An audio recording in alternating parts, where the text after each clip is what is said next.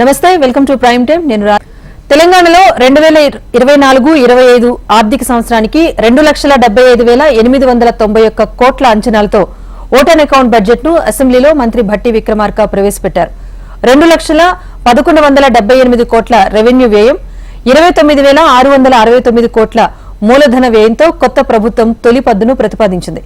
మార్పు కోరుతూ తెలంగాణ ప్రజలు స్వేచ్ఛను సాధించుకున్నారని, వారికి మనస్ఫూర్తిగా కృతజ్ఞతలు చెబుతున్నట్లు బడ్జెట్ ప్రసంగంలో భట్టి పేర్కొన్నారు. సామాజిక, ఆర్థిక, రాజకీయ న్యాయాన్ని అందించే స్ఫూర్తితో బడ్జెట్ ను ప్రతిపాదించినట్టుగా వివరించారు. గత ప్రభుత్వ పథకాలు గొప్ప, అమలుకు దిబ్బ అన్నట్లుగా ఉండేవన్నారు. గత పాలకుల నిర్వాకంతో ధనిక రాష్ట్రం ఆర్థిక కష్టాల పాలైందంటూ విమర్శించారు. మహాలక్ష్మి, రైతు భరోసా, ఇందిరమ్మ ఇళ్లు, చేయూత, యువ వికాసం హామీల అమలుకు మా ప్రభుత్వం చిత్తశుద్ధితో ఉంది. వాటిని వీలైనంత త్వరలో అమలు చేసే సంకల్పంతో ఉన్నాం. ఈ బడ్జెట్లో ఈ పథకాల అమలుకి 53,196 కోట్ల రూపాయలు ప్రతిపాదించడం జరిగింది. 2023-24 ఆర్థిక సంవత్సరంలో తెలంగాణ రాష్ట్ర స్థూల ఉత్పత్తి ప్రస్తుత ధరల్లో 2022-23తో పోల్చినప్పుడు 13,02,371 కోట్ల రూపాయల నుండి 14,49,708 కోట్ల రూపాయలకి పెరిగింది. అయితే ఆర్థిక వృద్ధి రేటు అదే కాలంలో 14.7% నుండి 11.3%కి క్షీణించింది. రైతు రుణమాఫీ అంశాన్ని మేము మా ఎన్నికల ప్రణాళికలో కూడా స్పష్టంగా పేర్కొన్నాం. ఎన్నికల ముందు ప్రజలకి హామీ ఇచ్చిన విధంగానే రైతు రుణమాఫీ పథకాన్ని అమలు చేయబోతున్నాం. 2 లక్షల రూపాయల రుణమాఫీపై త్వరలోనే మా కార్యాచరణ ఉంటుంది. రైతు బంధు యొక్క ముఖ్య ఉద్దేశం రైతుకు పెట్టుబడి సాయం అందించడమేనని గత ప్రభుత్వం ఈ పథకాన్ని ప్రారంభించింది. రైతుకు సాయం అందించడం అనేది ప్రశంసించదగిన విషయమే అయినా ఈ పథకం పేరుతో అసలు రైతుల కన్నా పెట్టుబడిదారులు మరియు అనర్హులే ఎక్కువ లాభం పొందారని చెప్పడానికి ఎంతో చింతిస్తున్నాం. మేము రైతు బంధు నిబంధనలను పునఃసమీక్ష చేసి నిజమైన అర్హులకి రైతు భరోసా కింద ఎకరానికి 15,000 రూపాయలు అందించేందుకు కృతనిశ్చయంతో ఉన్నాం. గతంలో భిన్నంగా మేము కౌలు రైతులకు కూడా రైతు భరోసా సాయాన్ని ఇవ్వటానికి మార్గదర్శకాలు సిద్ధం చేస్తున్నాం. తెలంగాణ రాష్ట్రాన్ని ఎడ్యుకేషన్ హబ్ గా తయారు చేయాలనేది రాష్ట్ర ప్రభుత్వ సంకల్పం. అంతేకాదు పేదవారు సైతం ఉన్నత విద్యను అందుకునే విధంగా ఫీజు రియంబర్స్మెంట్ విధానాన్ని తీసుకొచ్చింది కాంగ్రెస్ ప్రభుత్వమే. అయితే గత ప్రభుత్వం ఫీజు రియంబర్స్మెంట్ నిధులను సరైన సమయంలో విడుదల చేయకపోవటం వల్ల ఎంతో మంది విద్యార్థులు తమ చదువు పూర్తయి కూడా కాలేజీల నుండి తమ అర్హత సర్టిఫికెట్లు పొందలేక ఎన్నో విలువైన అవకాశాలు కోల్పోయి తీరని నష్టం చవిచూశారు. ఆనాడు కాంగ్రెస్ ప్రభుత్వం ప్రారంభించిన సాంప్రదాయాన్ని మరింత పకడ్బందీగా ముందుకు తీసుకువెళ్ళటానికి ఈనాటి మా ప్రభుత్వం కృతనిశ్చయంతో ఉంది. గతంలో కాంగ్రెస్ ప్రభుత్వం రాజీవ్ ఆరోగ్యశ్రీ అనే గొప్ప పథకాన్ని ప్రారంభించింది. ఈ పథకాన్ని పెరిగిన వైద్య ఖర్చులకు అనుగుణంగా ప్రస్తుత అవసరాలు తగ్గట్టుగా మరింత విస్తృతపరిచి 10 లక్షల రూపాయల వరకు ఉచిత వైద్యం పొందేలాగా ఇప్పటికే ప్రారంభించాం. మా ప్రభుత్వం అసంపూర్తిగా ఉన్న సూపర్ స్పెషాలిటీ మరియు ఇతర ఆసుపత్రులు, మెడికల్ కాలేజీలు, నర్సింగ్ కాలేజీల నిర్మాణానికి కావలసిన నిధుల్ని మంజూరు చేసి వాటిని త్వరలోనే పూర్తి చేస్తుంది. ధరణి కొంతమందికి భరణంగా, మరికొంతమందికి ఆభరణంగా, చాలా మందికి భారంగా మారింది. గత ప్రభుత్వం చేసిన తప్పులతో ఎంతో మంది తమ అవసరాల కోసం సొంత భూమిని కూడా అమ్ముకోలేకపోయారు. పిల్లల పెళ్లిళ్ళకి, చదువులకి, ఇతర అవసరాలు తీర్చుకోలేక తీవ్ర ఆవేదన చెందారు. ఇదంతా లోపభూయిష్టమైన ధరణి పోర్టల్ కారణంగానే జరిగింది. ఇప్పుడు మా ప్రభుత్వం ఏర్పడిన తర్వాత రికార్డులు పరిశీలించిన మీదట ఇది నిజమేనని తేలింది. అందుకే ఈ సమస్యను పరిష్కరించేందుకు మా ప్రభుత్వం అత్యధిక ప్రాధాన్యతనిచ్చింది. ఇచ్చిన హామీ మేరకు రెవెన్యూ వ్యవస్థను ప్రక్షాళన చేసేందుకు సత్వర చర్యలు తీసుకున్నాం. గత ప్రభుత్వం మాదిరి అబద్దాల బడ్జెట్ కాకుండా వాస్తవిక బడ్జెట్ ప్రవేశపెట్టామని సీఎం రేవంత్ రెడ్డి తెలిపారు. టీఎస్ఆర్టీసీ కొత్తగా అందుబాటులోకి తీసుకొచ్చిన బస్సులను హైదరాబాద్ లో సీఎం రేవంత్ రెడ్డి ప్రారంభించారు. అబద్దాలతో తాము బడ్జెట్ ప్రవేశపెట్టలేదని నిజం చెప్పాలనుకున్నాము కనుకనే బడ్జెట్ గతం కంటే కూడా 70,000 కోట్లు తగ్గించామన్నారు సీఎం రేవంత్.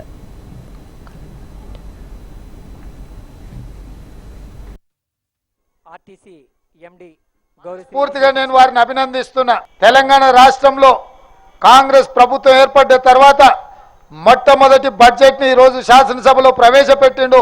వాస్తవాల ప్రాతిపదికన నిజమైన అంకెలతో ఈ రోజు బడ్జెట్ ను ప్రవేశపెట్టిండు. గత ప్రభుత్వం గత సంవత్సరం 2,90,000 కోట్ల రూపాయల అంచనాతో బడ్జెట్ ప్రవేశపెట్టింది. అధికారులతో మాట్లాడితే ఈసారి 3,50,000 కోట్లతోని అంచనాలు తీసుకొచ్చి ఆర్థిక మంత్రి గారికి చూపించారు. వారు అడిగినరు, ఇది వాస్తవ రూపం దాలుస్తుందా, ఇది నిజమేనా అని. లేదు సార్, ఇది వాస్తవ రూపం దాల్చదు, ఇది అబద్ధమని అధికారులు వారికి చెప్పిండ్రు. మరి అబద్ధాలను నాతో ఎందుకు చెప్పిస్తున్నారు అని అడిగితే, గత 10 సంవత్సరాల నుంచి ఇదే అలవాటు అయింది సార్, ఆ అలవాటుతో మళ్ళీ మీతో కూడా అబద్ధాలు చెప్పిద్దామని వస్తే వాళ్ళు వచ్చిండ్రు. అప్పుడు బట్టి విక్రమార్క గారు చెప్పారు, నిజమైన అంకెలు తీసుకురండి, నిజమైన సంఖ్యనే నేను శాసనసభలో పెడతా అని వారు చెప్తే లెక్కంతా నికరంగా తేలింది. 2,75,000 కోట్ల 891 కోట్ల రూపాయలు లెక్క తేలింది. ప్రభుత్వం అసెంబ్లీలో ప్రవేశపెట్టిన బడ్జెట్ మేడి పండులా ఉందని కేటీఆర్ విమర్శించారు. 53,000 కోట్లతో 6 గ్యారంటీలను అమలు చేస్తామని దొంగ మాటలు చెబుతున్నారని ఆయన ఆగ్రహం వ్యక్తం చేశారు. కాంగ్రెస్ నాటకాలను ప్రజలు గమనిస్తున్నారని అన్నారు కేటీఆర్. బీఆర్ఎస్ ను బొంద పెట్టడం రేవంత్ వల్ల కాదన్నారు. కృష్ణానదీ జలాల పరిరక్షణ కోసం నల్గొండలో జరిగే సభకు కార్యకర్తలు పెద్ద ఎత్తున తరలి రావాలని కేటీఆర్ కోరారు. శరత్ నగర్ నియోజకవర్గ స్థాయి బీఆర్ఎస్ విజయోత్సవ సభను నిర్వహించారు. కానీ ఇలా పెట్టిన బడ్జెట్ చూస్తే మాత్రం మేడి పండుగ ఉండదు. ఎందుకంటే అందులో ఏం లేదు. కొత్తగానే ముగ్గురు ఉపన్యాసం ఇచ్చి వాళ్ళు కేంద్రంలో ఓటర్ అకౌంట్ పెట్టింది కాబట్టి మేము కూడా ఓటర్ అకౌంట్ పెడుతున్నాం, అందుకే డీటెయిల్స్ చెప్తలేదు, మళ్ళా పెడతామని తప్పించుకునే ధోరణి ఉంది తప్ప వాస్తవం నాకు లేదు. మన పార్టీని అట బీఆర్ఎస్ నట 100 మీటర్ల పొందదని అలా వార్త పెడతాడు. ఆయన నవ్వుతాడో తవ్వడో ఏం చేస్తాడో నాకు తెలియదు, కానీ ఆయనకు ఈ గడపాలు పట్టుకుని తిరుగుడు, గుణపాలు పట్టుకుని తిరుగుడు, కటపాలు పట్టుకుని తిరుగుడు, లంకె పిల్లల కోసం తిరుగుడు అలవాటు పెట్టుంది. అందుకే తవుడు గురించి మాట్లాడుతున్నాడు. కానీ నేను రేవంత్ రెడ్డి యాడ్ చేస్తున్నా, రేవంత్ రెడ్డి గారు నీకంటే రాష్ట్రంలో పెద్ద పెద్ద తీర్మానాలు మాట్లాడిండ్రు. 24 साल से सुन रहे हम लोग, 24 ఏళ్ళకి ఇంటనే ఉన్నాం, కేసీఆర్ ను ఖతం చేస్తాం, ఇది చేస్తాం, అది చేస్తామని. కానీ పెద్ద పెద్ద తీర్మానాలతోనే కాలేదు, ఇలాంటి గుడిరకాలతో ఏం కాదు, ఊరు కాలేదు, పీరు లేవది, ఏమి కూడా కాదనే మాట కూడా నేను విజ్ఞప్తి చేస్తా ఉన్నా. ఒక్కొక్క మాట కూడా నేను మీకు విజ్ఞప్తి చేస్తున్నా. రేవంత్ రెడ్డి కాదు, ఇంకా కొంతమంది మాట్లాడుతున్నారు, మన ఎమ్మెల్యేలను తీసుకుపోతాం, పార్టీని 39 ముక్కలు చేస్తాం, ఇది చేస్తాం, అది చేస్తామని చెప్పి ఇవాళ కొంత అహంకార పూరితమైన చాలా చాలా దుర్మార్గమైన మాటలు మాట్లాడుతూ ఉన్నారు. వాళ్ళందరికీ నేను చెప్పేది ఒకటే, ప్రజలు మిమ్మల్ని నుంచి ఆశించేది, మీ నుంచి కోరుకునేది ఇవాళ ఇట్లాంటి చిల్లర మల్లర మాటలు కాదు. మీరిచ్చిన 420 హామీలు ఎప్పుడు నెరవేరుస్తారు, రుణమాఫీ ఎప్పుడు చేస్తారు, మహాలక్ష్మిలో 2,500 రూపాయలు నెలకు 1,67,00,000 మంది ఆడబిడ్డలకు ఎప్పుడు చాలు చేస్తారు. రైతులను ఆగం చేసేలా బడ్జెట్ ఉందని బీఆర్ఎస్ ఎమ్మెల్యే హరీష్ రావు అభిప్రాయపడ్డారు. అంకెలు ఆంక్షలతో రైతులను మోసం చేస్తున్నారన్నారు. గ్యారంటీల అమలుపై ప్రభుత్వం స్పష్టత ఇవ్వలేదని అన్నారు. కేటాయింపులే సరిగ్గా లేవు, హామీలు ఎలా అమలు చేస్తారంటూ ప్రశ్నించారు. రైతులకు కాంగ్రెస్ పార్టీ మొండి చేయి చూపించిందని, రైతు రుణమాఫీపై ఎలాంటి ప్రకటన చేయలేదని తెలిపారు. ఇక రుణమాఫీకి బడ్జెట్లో నిధులు కేటాయించలేదన్నారు హరీష్ రావు. రైతు బంధుకు ముగింపు పలికేలా ఆంక్షలున్నాయని పేర్కొన్నారు. ధాన్యానికి బోనస్ అనేది బోగస్ గా మార్చారు అంటూ ధ్వజమెత్తారు. కొండంత ఆశలు చూపి గోరంత కూడా చేయని బడ్జెట్ ఈ బడ్జెట్. గ్యారంటీల అమలు విషయంలో ప్రజలకు ఒక స్పష్టత ఇవ్వలేకపోయినారు, నమ్మకం కూడా ఇవ్వలేకపోయినారు. ముఖ్యంగా గౌరవ కేసీఆర్ గారు రైతును రాజు చేసేందుకు కేసీఆర్ గారు ప్రభుత్వం కష్టపడితే, కాంగ్రెస్ పార్టీ ఈ ప్రభుత్వం ప్రవేశపెట్టిన బడ్జెట్ అన్నదాతల్ని ఆగం చేసే విధంగా ఉన్నది. ఎన్నికల ప్రచారంలో రైతులకు కాంగ్రెస్ చెప్పిందేమో చాంతాడంత, బడ్జెట్లో ఇచ్చిందేమో చెంచాడంత. రైతు భరోసా ఇస్తామని చెప్పి ఇవాళ రైతులకు బడ్జెట్లో నామమాత్రపు కేటాయింపు ఇచ్చారు. అంకెలు మార్చి ఆంక్షలు పెట్టి అన్నం పెట్టే రైతన్న నోట్లో మట్టి కొట్టే విధంగా ఈ బడ్జెట్ ఉంది. రైతు బంధుకు రామ్ రామ్ పలికేటట్టు, రుణమాఫీకి మొండి చేయి చూపేటట్టు, పంటల బోనస్ బోగస్ అన్నట్లుగా ఈరోజు బడ్జెట్లో కేటాయింపులు ఉన్నాయి. బడ్జెట్లో ఎన్నికల హామీల ప్రస్తావన లేదని ఎమ్మెల్సీ కవిత అన్నారు. పేర్ల మార్పుపైన ఉన్న శ్రద్ధ అభివృద్ధిపై లేదు అంటూ ఎద్దేవా చేశారు. కాంగ్రెస్ హామీలకు చెప్పే మాటలకు పొంతనే లేదన్నారు. కళ్యాణ లక్ష్మి నిధుల గురించి బడ్జెట్లో పేర్కొనలేదన్నారు. గత ప్రభుత్వాలను విమర్శించేందుకే బడ్జెట్ సమావేశాలు పెట్టారంటూ ఆరోపించారు. ఈ పేర్లు మారుస్తాం, ఆ చిహ్నాలు మారుస్తాం అనే అంశాలకు ఇచ్చినటువంటి ప్రాధాన్యత, మరి ఇదివరకు చేసినటువంటి వాగ్దానాలు, వాటికి సంబంధించినటువంటి కేటాయింపులపై పెట్టకపోవడం అన్నటువంటిది శోచనీయంగా మేము భావిస్తా ఉన్నాం.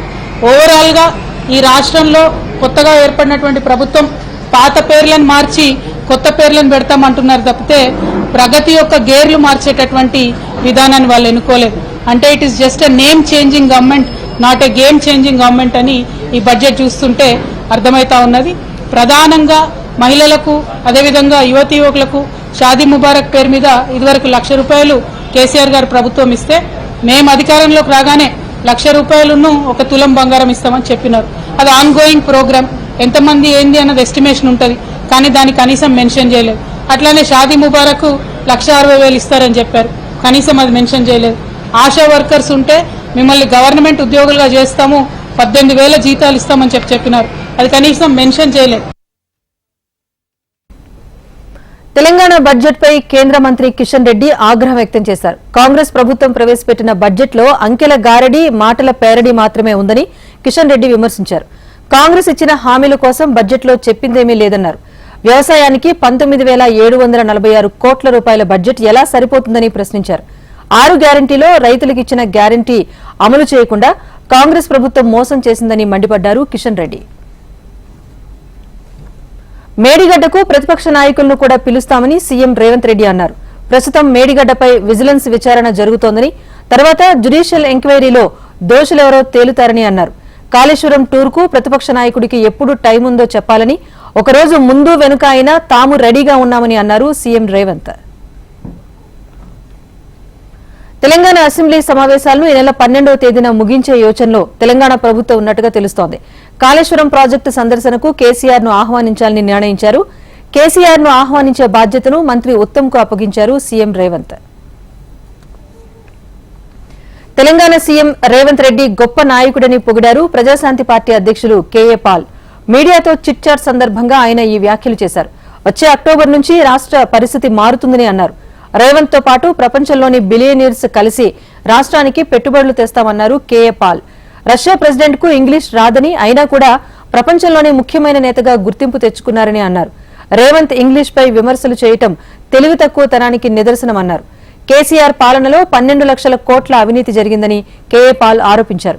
త్వరలో ఏపీలో జరగనున్న ఎన్నికల్లో తాను విశాఖ ఎంపీగా పోటీ చేస్తానని తెలిపారు.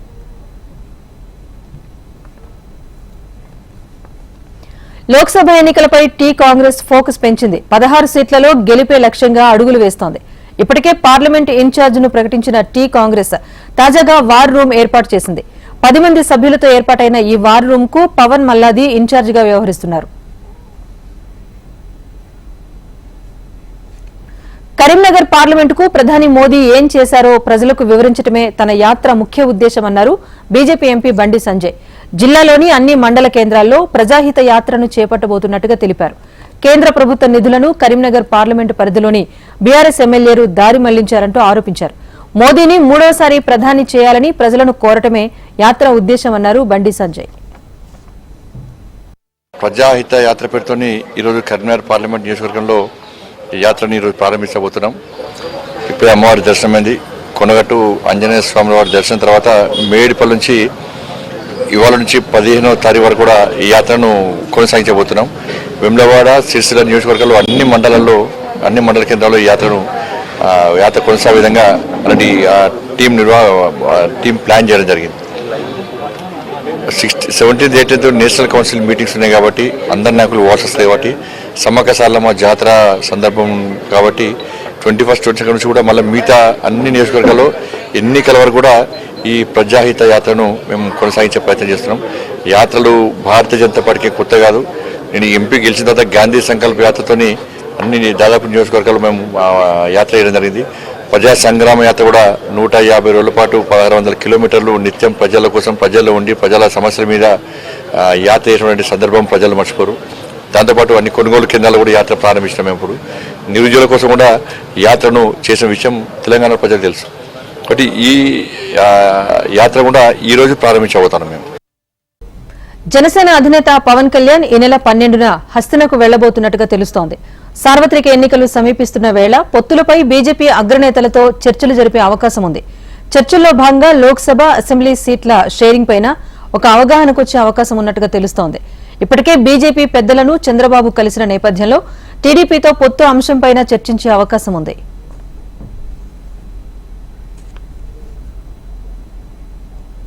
పార్టీ నేతలకు జనసేన అధినేత పవన్ కళ్యాణ్ కీలక సూచనలు చేశారు. పొత్తులపై పార్టీ విధానాలకు భిన్నంగా కామెంట్స్ చేయొద్దని ఆయన కోరారు.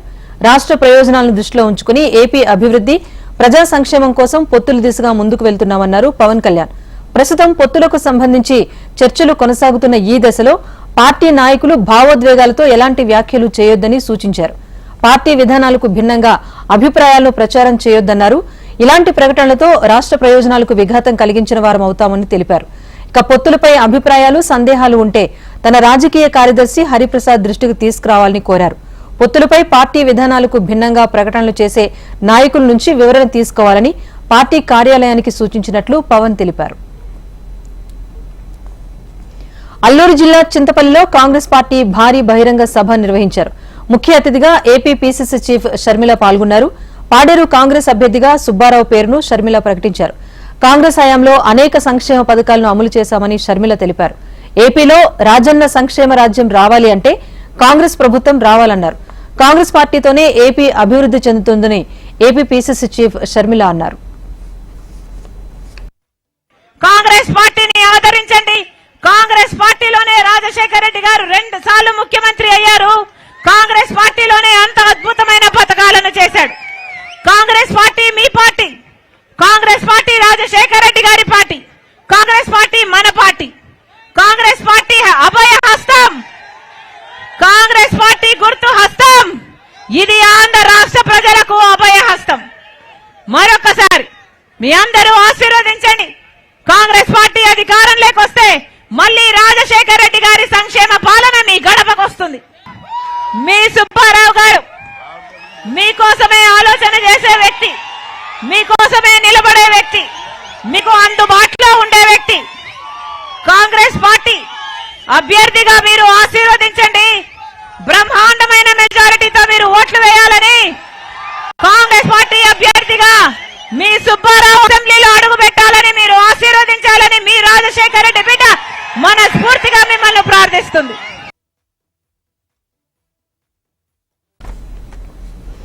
ఓటాన్ అకౌంట్ బడ్జెట్ సమావేశాల్లో ప్రజలకు ప్రయోజనకరమైన చర్చ జరగలేదని రాజమండ్రి రూరల్ ఎమ్మెల్యే గోరెంట్ల బుచ్చయ్య చౌదరి మండిపడ్డారు. గవర్నర్ ప్రసంగంలో వైఎస్సార్ పార్టీ తప్పులను, అవాస్తవాలను జీర్ణించుకోలేక 4 గ్లాసుల నీరు తాగారన్నారు. జగన్ ఇచ్చిన 2.5 లక్షల ప్రభుత్వ ఉద్యోగాలు ఏమయ్యాయంటూ ప్రశ్నించారు. గవర్నర్ గారి ప్రసంగం 20 నిమిషాల ఆలస్యం. పాపం ఆయన 4 గ్లాసులు నీళ్లు తాగాడు ఆ ప్రసంగం చేయటానికి.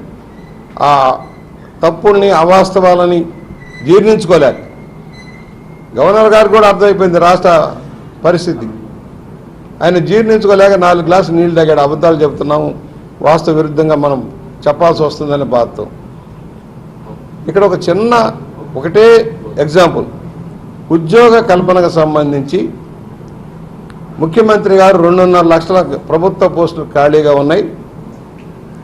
అధికారంలో రావడంతో మొదటి సంతకం పెడ ఆయన చాలా వాటికి చెప్పాడు మొదటి సంతకం అని. మొదటి సంతకం పెట్టి ఉద్యోగాలు కల్పిస్తానని చెప్పిన పెద్ద మనిషి ఒక్క ఉద్యోగమైనా కల్పించాడా?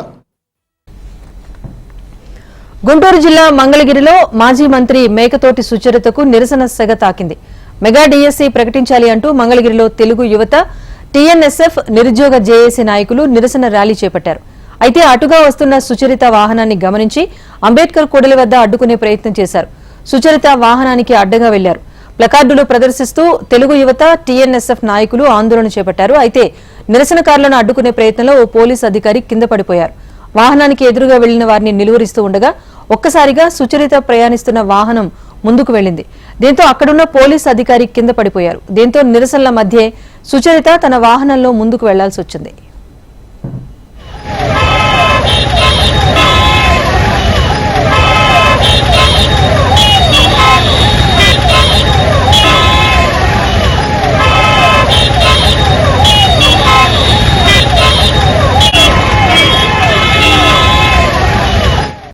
రాబోయే 25 సంవత్సరాలు మన దేశానికి చాలా ముఖ్యమైంది అన్నారు ప్రధాని నరేంద్ర మోదీ. ట్రిపుల్ తలాక్, ఆర్టికల్ 370 రద్దు లాంటి అనేక సమస్యలను ఉటంకిస్తూ దేశం మార్పు దిశగా పయనిస్తోందని అన్నారు ప్రధాని.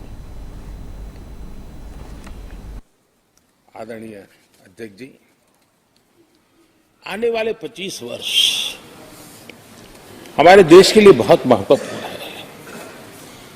राजनीति की गहमा गहमी अपनी जगह पे है, राजनीतिक क्षेत्र के लोगों की अपनी आशा आकांक्षा अपनी जगह पे है, लेकिन देश की अपेक्षा, देश की आकांक्षा, देश का सपना, देश का संकल्प ये बन चुका है. 25 साल वो हैं जो देश इच्छित परिणाम प्राप्त करके रहेगा. बहनें हमें आशीर्वाद दें. దేశంలో కోట్లాది మంది ప్రజలకు రాముడు ఆరాధ్య దైవమని కేంద్ర మంత్రి అమిత్ షా అన్నారు. లోక్సభలో అయోధ్య రామ మందిరంపై జరిగిన చర్చలో ఆయన పాల్గొన్నారు. మోదీ ఆధ్వర్యంలో 330 ఏళ్ల నిరీక్షణకు తెరదించామన్నారు. భారత సంస్కృతి రాముడితో ముడిపడి ఉందని అన్నారు. రాముడు, రామ్ చరిత మానస్ లేకుండా ఈ దేశాన్ని ఊహించుకోలేమని పేర్కొన్నారు. చాలా దేశాలు రామాయణాన్ని అంగీకరించాయన్నారు. రాముడి ప్రాణ ప్రతిష్ఠ జరిగిన జనవరి 22వ తేదీ చరిత్రలో గుర్తుండిపోతుందని అన్నారు అమిత్ షా. राम का राज्य आदर्श राज्य कैसा होना चाहिए, इसका प्रतीक न केवल भारत, समग्र दुनिया के देशों के लिए बना हुआ है मान्यवर. और इसलिए मैं मानता हूं कि राम और राम के चरित्र को फिर से प्रस्तावित करने का काम 22 जनवरी को हुआ है, मोदी जी के हाथ से हुआ है. वो इस देश के लिए सौभाग्य का विषय है मान्यवर. हम सब उन सौभाग्यशाली लोगों में से हैं जो 1528 वहां पर राम मंदिर देखना चाहते हैं. पीढ़ियां चली गई, हजारों लोग, लाखों लोग शहीद हुए, संघर्ष किए, आंदोलन किए, मगर ये दिन देखना स्वप्न में नहीं आया. आज हम మోదీ ప్రభుత్వం కేవలం హిందువులకేనా లేక యావత్ దేశానికా అంటూ ఓవైసీ ప్రశ్నించారు. డిసెంబర్ 6 ఘటన తర్వాత టాడా చట్టం క్రింద అరెస్ట్ అయిన యువకులు అందరూ వయసు మళ్లిన తర్వాత రిలీజ్ అయ్యారంటూ ఓవైసీ పేర్కొన్నారు. బాబ్రీ మస్జిద్ కూల్చివేతను పార్లమెంట్ ఖండించిందని గుర్తు చేశారు. ఆ ఘటన వల్ల వీహెచ్పీ లాంటి సంస్థలు వర్గహింసకు పాల్పడ్డాయని ఆరోపించారు. అయోధ్యలో రామ్లల్లా ప్రాణ ప్రతిష్టపై జరిగిన స్వల్పకాలిక చర్చలో ఆయన పాల్గొన్నారు. ये पूछना चाह रहा हूं कि क्या मोदी सरकार एक समुदाय, एक मजहब की सरकार है या पूरे देश के मजाहिब को मानने वालों की सरकार है, जिसको नहीं मानते उनकी सरकार है? हमको बता दीजिए. क्या मोदी सरकार सिर्फ एक फिक्र और नजरिया हिंदुत्व की सरकार है? क्या इस देश का, इस गवर्नमेंट ऑफ इंडिया का कोई मजहब है? इस वतन अजीज सबके मजहब को मानता है. सर, मेरा मानना है कि इस देश का कोई मजहब नहीं है. क्या ये सरकार 22 जनवरी का पैगाम देकर ये बताना चाहती है कि एक मजहब को दूसरे मजहब के मानने वालों पर गलबा और कामयाबी मिली? क्या आईन इसकी इजाजत देता है? क्या ये पैगाम? ఇండియా కూటమికి మరో ఎదురుదెబ్బ తగిలింది. పంజాబ్తో కూటమితో ఎలాంటి పొత్తు ఉండదని చెప్పేసి ఆప్ కన్వీనర్ అరవింద్ కేజ్రీవాల్ స్పష్టం చేశారు. చండీగఢ్తో సహా మొత్తం 14 లోక్సభ స్థానాల్లో తాము ఒంటరిగా పోటీ చేస్తామన్నారు. 15 రోజుల్లోగా ఈ స్థానాల్లో ఆప్ అభ్యర్థులను ప్రకటిస్తుందని చెప్పారు కేజ్రీవాల్.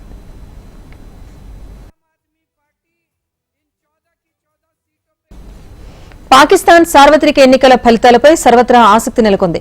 ఇటు పీటీఐ, అటు పీఎంఎల్ వేటికవే విజయాన్ని ప్రకటించుకుంటున్నాయి. ప్రస్తుతానికి ఎవరికీ స్పష్టమైన మెజార్టీ రాకపోవడంతో సంకీర్ణ ప్రభుత్వం ఏర్పడే అవకాశాలు బలంగా కనిపిస్తున్నాయి. దేశంలో రాజకీయ, ఆర్థిక స్థిరత్వాన్ని తీసుకొచ్చేందుకు మాజీ ప్రధాని నవాజ్ షరీఫ్ నేతృత్వంలోని పీఎంఎల్ఎన్, పాకిస్తాన్ పీపుల్స్ పార్టీ కలిసి పనిచేయాలని అంగీకారానికి వచ్చాయి. ఇది prime time update. Keep watching HM TV. వార్త ఆగదు, నిజం దాగదు.